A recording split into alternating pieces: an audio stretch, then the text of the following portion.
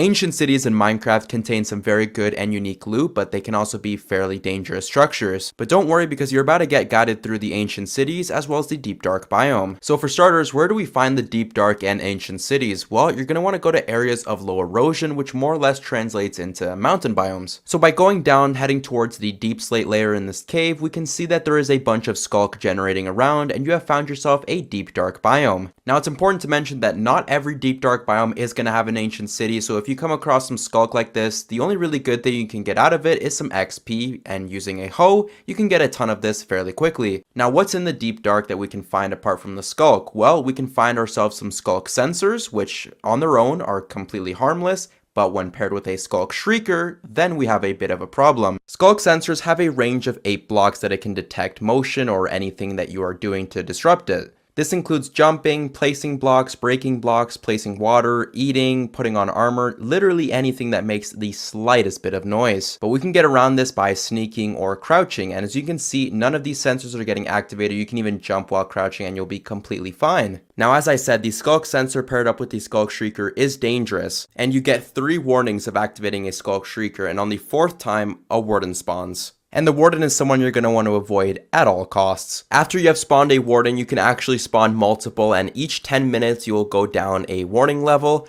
only if you haven't disrupted any of the shriekers. So as I said, not every deep dark is going to have an ancient city, but if we go under this mountain here, we can actually see that we have found ourselves a city. So the ancient city generation looks like this. It has a big portal in the middle. Every ancient city is going to have one of these. It kind of looks like the warden's head. And if we go inside, we can actually see that there is a bunch of redstone contraptions, which kind of shows the player how to use redstone. Now, where can we find the loot chests that contain all of the good loot in the ancient cities? So if we go ahead and explore, we can see we have found ourselves some ruined structures or ruins, I guess whatever you want to call them, and we can see that we have a bunch of chests here. For some of the chests, you may have to climb some ladders or build up some blocks. As you can see, we have a chest in this destroyed tower looking structure. You'll also find a lot of exposed diamonds in the ancient cities. Just be careful not to set off any sensors or shriekers as you mine them. And if we go to this little 2-story building, we can see that there is a chest here, and you'll always have a second chest that is underneath these stairs right here. Now that you know about the deep dark and the ancient cities, what do we bring to start looting them? So apart from your essentials, which should be some armor, a sword, bow, all the stuff that you normally have on you when you're mining, some food, a water bucket, I'd suggest bringing some wool, as placing wool won't trigger any of the sensors or the shriekers, so obviously very helpful. I'd also bring a diamond hoe so you can break shriekers if they're by themselves,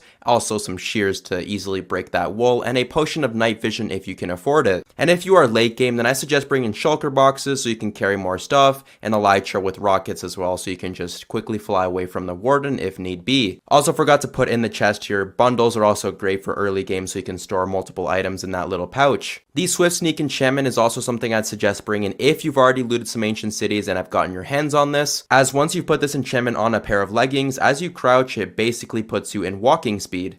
Having a little safe area is also something that is very helpful and useful. Here you can set your spawn point, store a bunch of items, and place some torches down so you can kind of mark where it is, and you can have it leading into a cave so it can be your quick and easy escape. The last thing you guys should know before we get into looting the ancient city is that no monsters can spawn down here, only the warden. So once you've gotten rid of all of the shriekers, you can basically terraform this and have an underground base where no monsters will spawn. Now let's move into looting the ancient city. So here's where the wool is going to come into play. None of this wool is going to activate a skulk shrieker. You can even walk normally on the wool and nothing is going to happen. And then as you can see, we have built into a ruined structure where we have a chest. So you're going to want to look around, make sure there's none of the shriekers so you won't spawn a warden. So once you are comfortable and you make sure there is no shriekers in the area, you can go ahead and open the chest and you'll be completely fine. In this chest, we found a diamond hoe that is better than the old one, so we can just get rid of it, as well as a disc fragment that we can use to craft the 5 music discs once you have collected 9 of them. The loot in the ancient city can vary from diamond armor, enchanted golden apples, some armored trims as you can see on screen. These are both of them, the silence and the ward. And this is also the only place where you'll be able to find the Swift Sneak enchantment, which has a max level of 3 as I discussed earlier with the leggings. Now what happens if we come across a chest that we want to loot but there's shriekers in the way? Well, the wool's gonna come in clutch for us again. So by barricading the sensors or any shriekers that are in the area, we'll be able to loot the chest and will not have any issues. Once we have barricaded those shriekers underneath wool, we can go ahead and look if there's any other shriekers that could be a danger. If we go ahead and look, we can see that there's 2 shriekers off in the distance, but these won't do anything to us as they're far enough away. Now in this chest, we got an enchanted golden apple and some diamond armor, so pretty good loot if you ask me. You can also get rid of a skulk shrieker by breaking it, the quickest way being with a hoe. But just be careful because by doing this, you can activate other shriekers by accident. For example, in this situation, we have 2 sensors and a shrieker, so we try to cover up the signal from the sensors, but as you can see, it won't let us because of the ladder. So in this case, it's best to break the shrieker. And luckily, there's no other shriekers in the area, so we're all good, so we can go up the ladder and loot the chest. The only 2 places in the ancient city that have different loot apart from all the other traditional chests is the ice room, which has this loot here, it's not very good,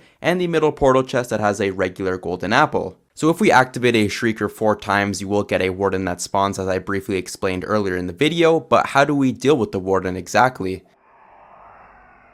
If you said stick around and try to fight him, yeah, that's not gonna work. As you can see, he's invincible for the first few seconds, so instead of trying to hit him, the first option you can do is run. Here again, Swift Sneak shows how crucial of an enchantment it is when looting the ancient cities, as you can get away without making any noise. If you are late game and have an elytra, using this with rockets is probably the best way you can get away from the warden very quickly in a short amount of time. And don't try building up either, as the warden has 2 attacks, the up close and personal melee attack, and the sonic boom, which has a range of 14 to 15 blocks horizontally and up to 20 blocks upwards or downwards. And yes, the sonic boom can get you through walls. As you can see here, if you try to dig and the warden already knows where you're at, you're kind of cooked. Also, the warden in Minecraft was never meant to be fought. It has 250 hearts, it's incredibly overpowered, and it's not meant to be killed. It's meant to protect the ancient cities and the deep dark biome, which it considers its home. And even more so, killing a warden literally only gives you a skull catalyst, so not useful whatsoever. You might be thinking, what happens to the wardens? Do they stay around forever? Well, no, they actually despawn after a certain amount of time. If they don't detect noise or anything, they just go back into the ground.